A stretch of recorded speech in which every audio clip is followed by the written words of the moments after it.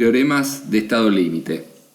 Vamos a ver ahora los teoremas de límite inferior y superior, que son la justificación teórica de todas las fórmulas que vamos a ver de ahora en adelante, tanto para resolver problemas de capacidad de carga, estabilidad de taludes, empujes, etc. Anteriormente estudiamos elasticidad. Entonces decíamos que el material era elástico lineal. Ahora, cuando queremos trabajar con materiales elastoplásticos, ya no nos sirve todo lo que habíamos visto de elasticidad. Si aplicábamos la teoría de elasticidad frente a un determinado problema, como ser una carga aplicada sobre el terreno, podíamos determinar todas las presiones que se distribuían en la masa de suelo.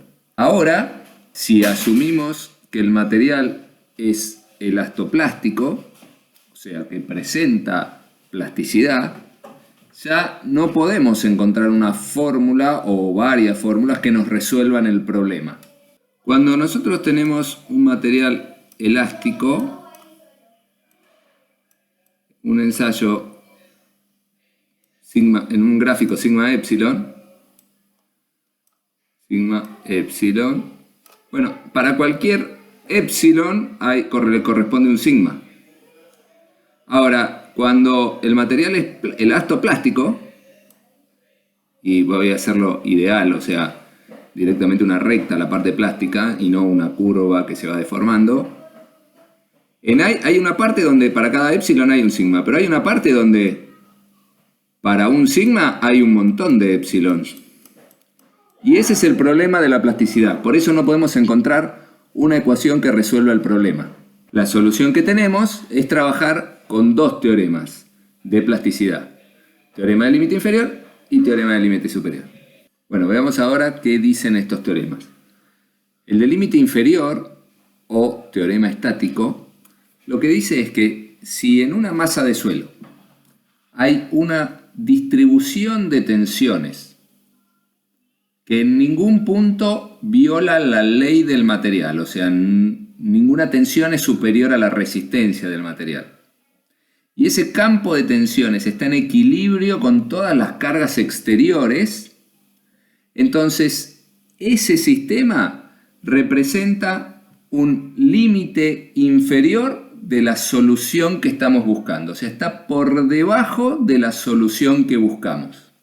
El teorema del límite superior, o teorema cinemático, lo que dice es que si en una masa de suelo tenemos un mecanismo de falla cuyo trabajo es igual a la energía exterior disipada, o sea, el trabajo interno, el trabajo de las tensiones que están adentro de la masa, es igual al trabajo de las cargas externas del mecanismo, y sin violar la ley del material, nuevamente, las tensiones interiores no pueden ser superiores a la resistencia del material, entonces ese mecanismo es un límite superior del problema que estamos buscando, o sea, que está por arriba del verdadero mecanismo que sería la solución del problema.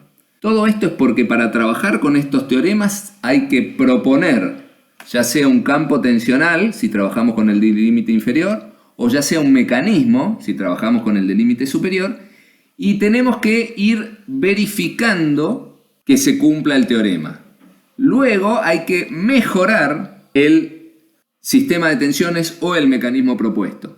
A medida que vayamos mejorando lo que proponemos, cada vez nos vamos a acercar más a la solución del problema. En el límite, si trabajamos con los dos teoremas, las soluciones van a coincidir. Y cuando coincidan las soluciones del teorema superior con el del teorema inferior, hemos llegado a encontrar la verdadera solución del problema. Al trabajar con estos teoremas, hay una condición que se llama normalidad que se debería cumplir. Esto es, si en el mismo gráfico donde dibujamos la recta de resistencia intrínseca, el gráfico tau sigma, si en ese gráfico también dibujamos el vector variación de deformación, esto es variación de deformación tangencial y variación de deformación normal, y en este caso sería el vector de deformación, ese vector debe ser normal a la recta de resistencia intrínseca para que se cumpla esta situación de normalidad. Vemos que cuando trabajamos con suelos finos ensayados en condiciones rápidas, por lo tanto la recta de resistencia intrínseca es horizontal, que se cumpla la normalidad implica que tenemos que tener un vector de esta dirección, normal acá. Esto implica que el vector tiene una componente tangencial, que sería la altura, y no tiene componente normal. Entonces, el vector sería paralelo a la línea de falla, porque no tendría una componente normal al plano de falla. Esta situación, si analizamos por ejemplo un muro de contención con una determinada superficie de falla, esta situación se cumple. En este caso, la deformación es paralela al plano de falla. Este bloque de suelo intentaría moverse paralelo al plano de falla y se cumpliría la normalidad. Lo mismo en el caso de una base, donde planteamos una superficie de falla circular. Bueno, esta porción de suelo giraría y la deformación sería paralela al plano de falla. Esta situación de normalidad, esta condición de normalidad se cumple bien en suelos ensayados en condiciones rápidas. Ahora, si los suelos están ensayados en condiciones lentas, nuestra recta de resistencia intrínseca cambia y tenemos una recta que pasa por el origen. Para que se cumpla la normalidad, nuestro vector de formación debería ser normal a la recta de resistencia intrínseca. Y eso implicaría una componente que es esta normal y una componente que es esta tangencial. Eso implicaría, dibujándolo acá, eso implicaría que nuestro vector de formación tendría que formar un ángulo de φ' respecto del plano de falla. Entonces eso implicaría, en el caso del muro de contención, que tenemos un plano de falla y el bloque de suelo, en vez de moverse paralelo al plano de falla, tendría que moverse con un ángulo φ. Eso no va a ser así. Eso no sería real. Y lo mismo en un caso de una fundación.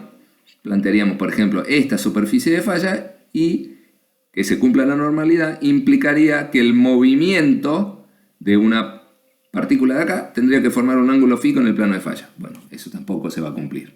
La realidad es que esta condición de normalidad no se cumple en suelos que tienen una recta resistencia intrínseca que no sea horizontal. De todas maneras, vamos a aplicar el teorema superior sabiendo que esta condición que no se cumple es fuente de error. Para terminar de entender estos teoremas, vamos a ver de qué manera se aplican a capacidad de carga de fundaciones.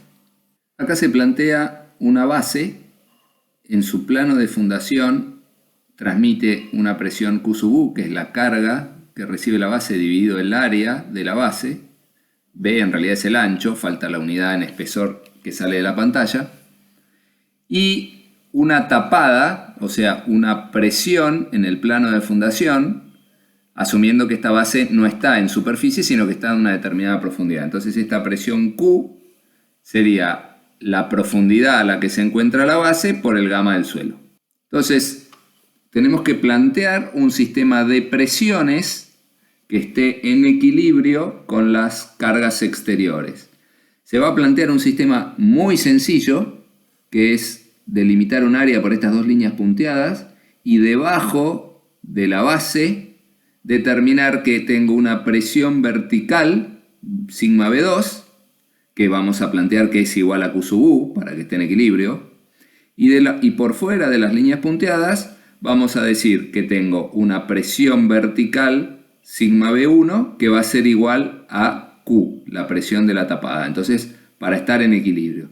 Y para completar el equilibrio lo que tenemos que plantear es que la presión horizontal verde es igual a la presión horizontal violeta. Entonces, acá arriba planteamos esas cuestiones y decimos, además, ninguna de estas presiones tiene que transformarse en un estado tensional que viole la ley del material. Acá estamos analizándolo para un material ensayado en condiciones rápidas, por lo tanto tiene una recta de resistencia intrínseca horizontal, con valor S sub U, donde corta el eje de las ordenadas. Entonces decimos, bueno, yo tengo mi sigma B1, que es igual a Q, y luego tengo el máximo sigma H1 que puedo tener, es tal que tenga un círculo que toque esta recta de resistencia intrínseca.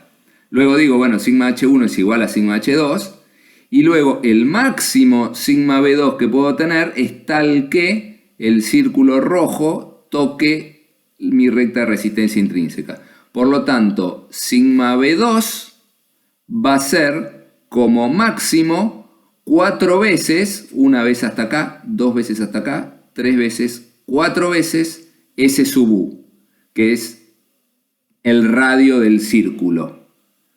Entonces, tenemos que Q sub U, que es lo que queremos determinar, cuál es la presión máxima que le podemos poner a la base, va a ser igual a B. 4 veces S sub U más Q. Q era igual a sigma B1.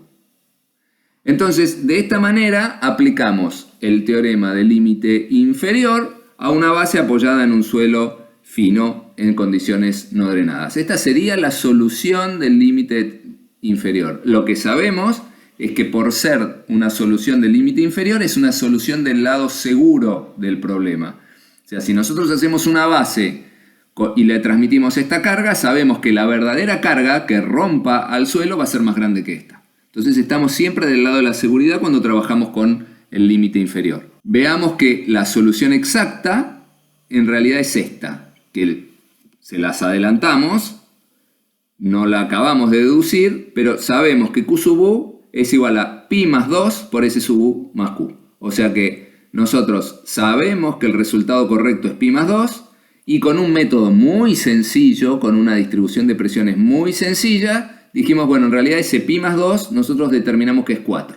No estamos tan lejos de la realidad haciendo una hipótesis bastante burda, porque en realidad esta distribución de tensiones no va a ser así. Va a ser alguna variación gradual de un lado al otro y de esta línea punteada que tampoco va a estar acá, sino que va a ir variando. Ahora, si analizamos el mismo problema, pero aplicamos el otro teorema, el del límite superior, lo que tenemos que plantear es un mecanismo. Planteamos un mecanismo sencillo, como hacer un círculo centrado en este punto, y suponemos que el suelo va a girar en todo este círculo. Decimos, no tengo que violar la ley del material, pero sí puedo igualar la resistencia del material. Entonces pongo que en toda esta superficie las tensiones van a ser iguales a la resistencia del material, que es S sub U, porque seguimos analizando el suelo en condiciones no drenadas. Entonces, cuando igualamos trabajo interno y trabajo externo, vamos a llegar a que Q sub U es igual a 2pi por S sub U más Q. Acá recordamos cuál era la solución exacta, la que habíamos obtenido antes por el otro método y la que obtenemos ahora. Entonces, sabemos que la solución exacta es pi más 2 y por un método llegamos a 4 y por el otro lado llegamos a 2pi. O sea, 6,28 contra 5,14 contra 4. Bueno, está bastante centrada la solución exacta en los dos valores que obtuvimos con estos métodos de una manera muy sencilla, porque esta superficie de falla que planteamos también es algo bastante sencillo. Acá se planteó el equilibrio de las energías interna y externa, porque eso es lo que dice el teorema. Sin embargo, sepan que cuando yo planteo un mecanismo cinemáticamente admisible, como es en este caso, da lo mismo plantear igualdad de energías que equilibrio de fuerzas. Y en este caso podríamos haber hecho la misma deducción planteando equilibrio de momentos respecto de este punto, que sería lo más sencillo de plantear. O sea que podríamos haber dicho el momento de esta carga respecto de este punto menos el momento de esta carga respecto de este punto. Eso es igual al momento de todas las tensiones tangenciales de la superficie de falla respecto de este punto. Vamos ahora a hacer el mismo planteo, simplemente vamos a cambiar las condiciones de resistencia del material. Vamos ahora a analizar qué pasa con un suelo ensayado en condiciones lentas, por lo tanto tiene una recta de resistencia intrínseca y tiene un ángulo φ respecto de la horizontal. El planteo que hacemos es igual al de antes, donde Q es igual a sigma B1, sigma H1 es igual a sigma H2 y sigma B2 es igual a Q sub U. La diferencia ahora es que este estado tensional, al estar en falla, ahora la condición tiene que ser que sigma H1 es igual a n phi por sigma B1, o sea, esa es la condición de este círculo chiquito. Y el círculo grande, la condición es que sigma B2 va a ser igual a n phi por sigma H2. Esas serían las condiciones para que ambos círculos toquen la recta de resistencia intrínseca. Entonces, cuando planteamos todas las igualdades, llegamos a que Q sub U, que es lo que queríamos determinar, es igual a la tapada, Q, por n phi al cuadrado. Y esta es la solución del límite inferior.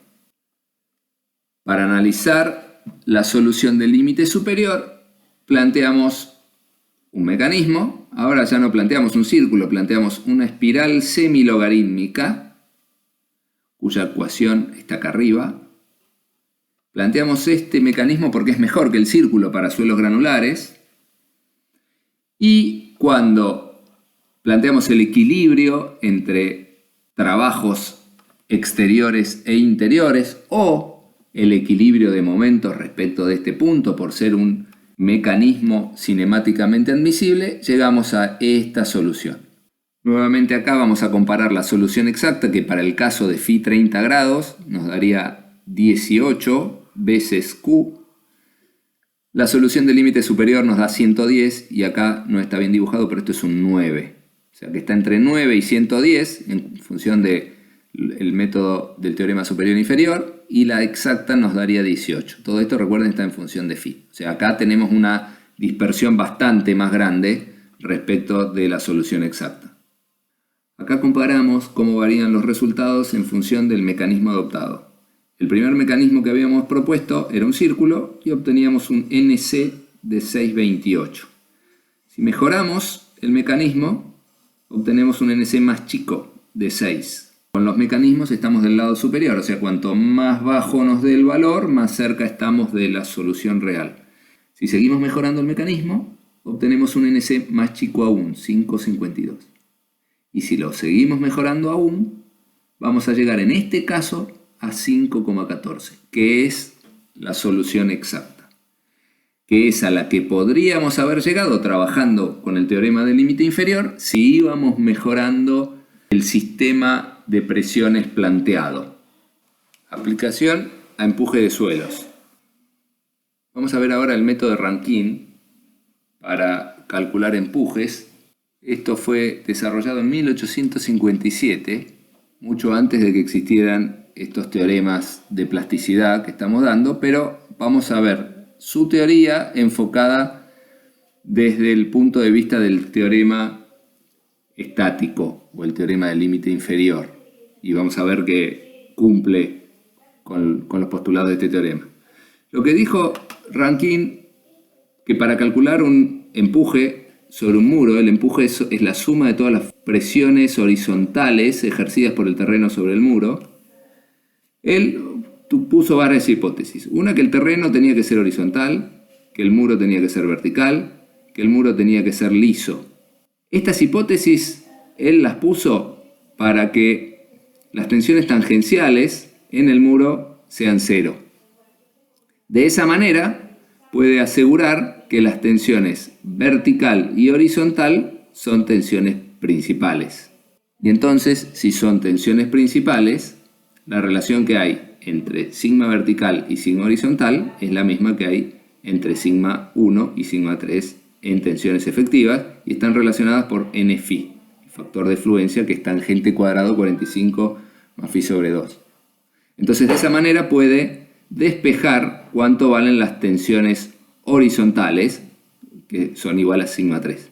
Entonces despeja de acá las tensiones horizontales, que es igual a las verticales dividido en phi. Luego integra todas estas tensiones horizontales, las integra en toda la altura del muro, y eso es el empuje activo de Rankine. Empuje activo es la fuerza que hace el suelo sobre el muro. Al aplicar esta relación, al decir que las tensiones principales están relacionadas por NFi, está diciendo que el suelo está en falla. O sea que también está cumpliendo con la ley del material. Y él encuentra una distribución de tensiones que está en equilibrio con las fuerzas exteriores, porque la integral de estas tensiones es la fuerza que el suelo hace sobre el muro, y las fuerzas exteriores es la reacción del muro sobre las tensiones. Entonces se está cumpliendo el equilibrio. Por lo tanto, en realidad lo que hizo fue aplicar el teorema del límite inferior. Casi unos 100 años antes de Rankine, en 1776, Coulomb también había estudiado el problema de empuje de suelo sobre muros, y él lo que había planteado era buscar el equilibrio de una cuña de suelo que era la que empujaba el muro. Él planteaba un determinado plano de falla y buscaba el equilibrio de esta cuña. Las fuerzas intervinientes son el peso W de todo este triángulo de suelo.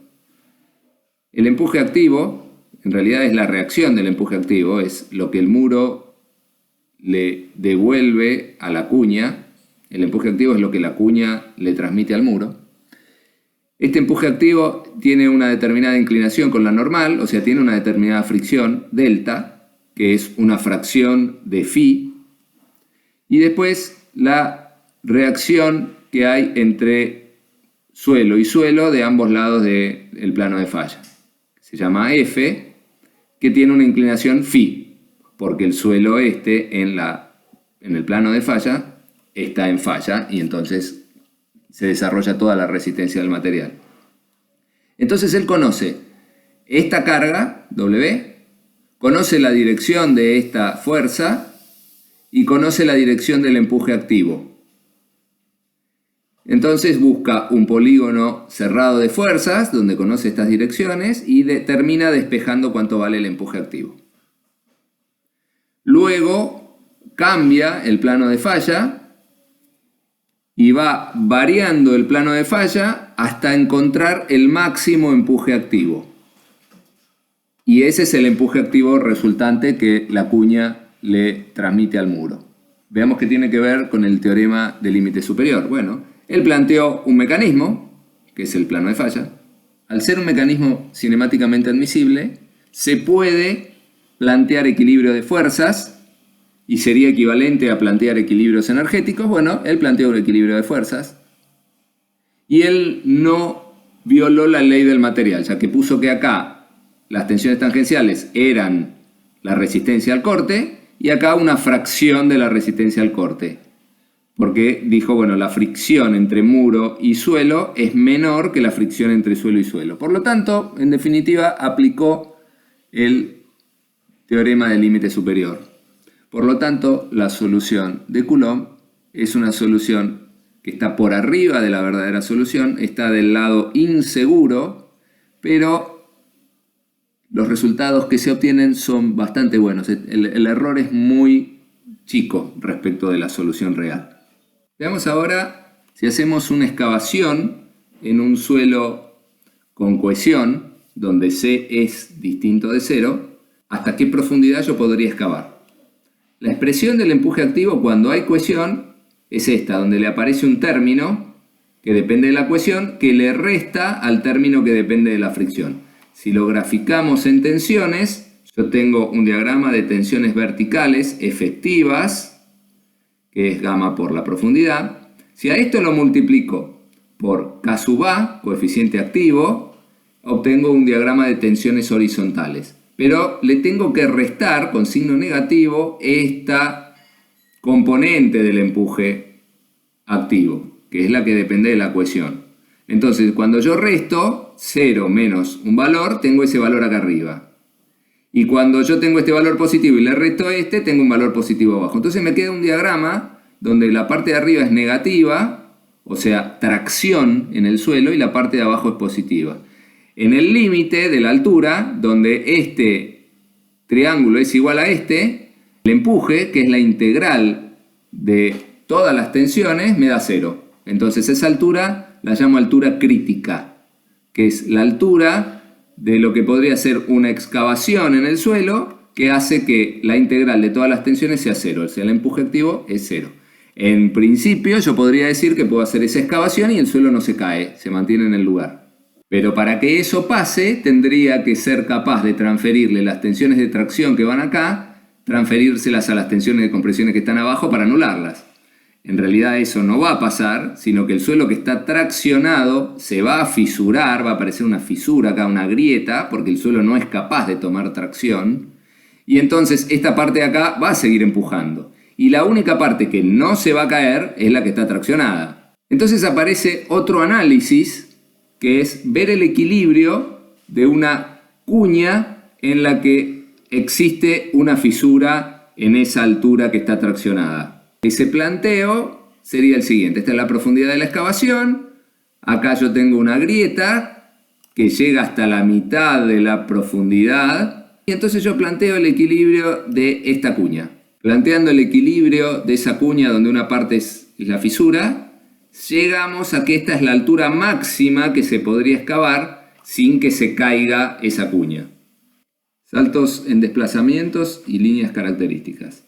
Cuando resolvimos la fundación utilizando el teorema del límite inferior, planteamos un sistema sencillo como este, donde teníamos tensiones principales de ambos lados de un plano y decíamos que estaba en equilibrio porque la tensión principal menor acá era igual a la tensión principal mayor acá.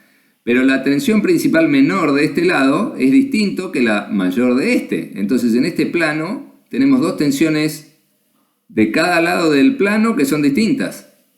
Bueno, ahí no hay un equilibrio.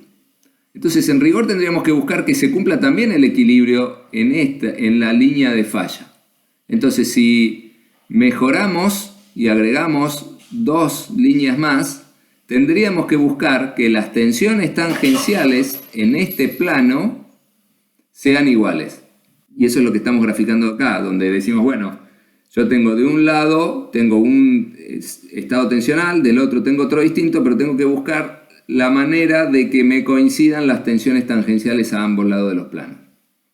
Si vamos haciendo eso, vamos a ir mejorando la solución. Entonces acá lo planteamos con 3 sectores distintos, luego con 4, y eso va a ir mejorando el resultado obtenido hasta el límite de plantear infinitos sectores distintos para hacer una transformación gradual de este estado tensional a este estado tensional, y esa sería la solución exacta del problema. Las líneas características marcan las superficies donde el material llegó a la falla, donde está en fluencia. Entonces, en el caso, miremos de este lado, del empuje activo, nuestro plano de falla está a 45 más phi sobre 2, esto surge de la teoría de Rankine, pero no es la única línea característica, porque todo el material que está dentro de esta cuña también está en falla, porque tiene estados tensionales que también llegaron a ser tangentes a la recta de resistencia intrínseca. Y cualquier plano paralelo a esta línea de falla va a ser una línea característica y va a representar estados tensionales en falla.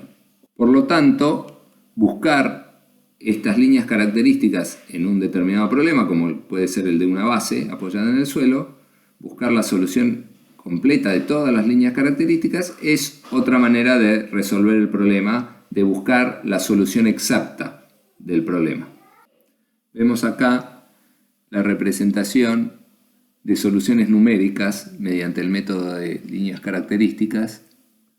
Vemos las animaciones de distintos pasos de cálculo para encontrar la solución. Con esto damos por terminada la clase de teoremas de estado límite.